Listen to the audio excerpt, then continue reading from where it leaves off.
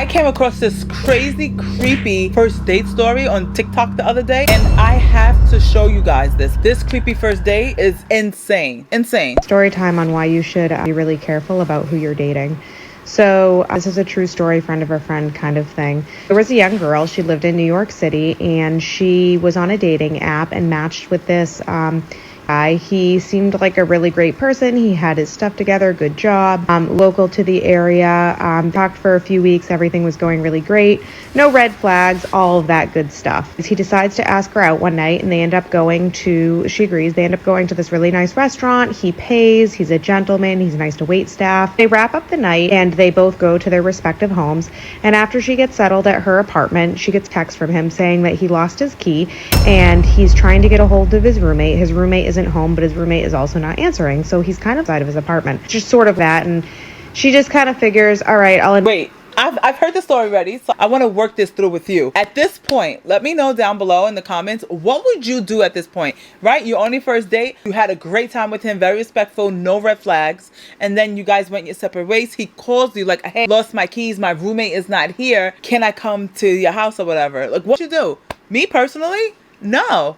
Sorry, I'm busy. I'm not home. You're not coming to my house. I'm not letting a stranger in my house. Let's continue. Let me know what you guys would do. Invite you over. So give him a little bit of time to figure out what's going on, either find his key or get in contact with his roommate. So he comes over to her apartment and they have, a nice chat. They sit on the couch. Finally, she decides that she's going to go to bed. She doesn't know why, but she goes into her own bedroom, which has a door, and she ends up locking it. And it's just one of those things that she felt like she needed to do, which I totally get. Like, people in your space, it's nice to just be extra cautious. So she goes to her bedroom, she locks the door, and he's sleeping on the couch. Around 3 a.m, she wakes up to a knocking on her door. So that's another red flag, no? Not only he has nobody else's house to go to, he comes to the first date lady's house, and now you're spending the night. That's crazy to me. It's her date, and he asks her if she has a cell phone charger because his cell phone is dead and he needs to charge it. This is the part where it gets like really crazy. So she tells him that she has one and it's on the kitchen counter, and she just tells him this through the door. She doesn't get up, she doesn't unlock the door, she doesn't go and find it for him.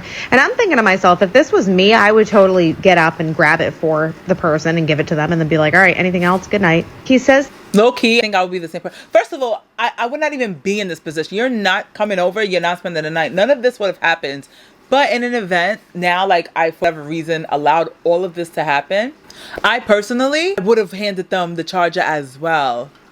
But hopefully I have better discernment and know this is suspicious, because this is going to take a crazy turn. Like, this is crazy. Thank you. He grabs the charger, whatever. She doesn't know. She just goes right back to sleep. A few minutes later, he knocks on the door again. He said it's not working, and does she have one in her room? At this point, she's thinking that there's something up. She decides to call the police, which, once again, good for you, girl, for having the instinct to connect with the police. The police show up to the apartment. They knock on the door. She hears some commotion going on, and then she gets a knock on her bedroom door, because mind you, she hasn't come out this entire time, and it's a police officer, and he said, we've cleared the apartment. We have him in custody. We really need you to come out of your room so you can take a look at your apartment. She opens the door and walks out, and she sees that her entire living room is plasticed, and there is a set of power tools sitting on. Literally a scene of Dexter. This is literally a scene of Dexter. And if you guys never watched Dexter and you're subscribed to this channel, you may want to. It's on Netflix. Great show. If you like psychopaths and serial unalivers, and if you like You, that was on Netflix, it's like in the minds of a serial unaliver. Nonetheless, let's keep it going.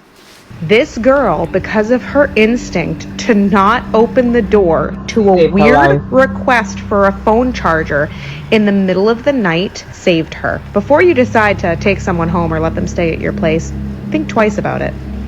Yeah. Time on why you should.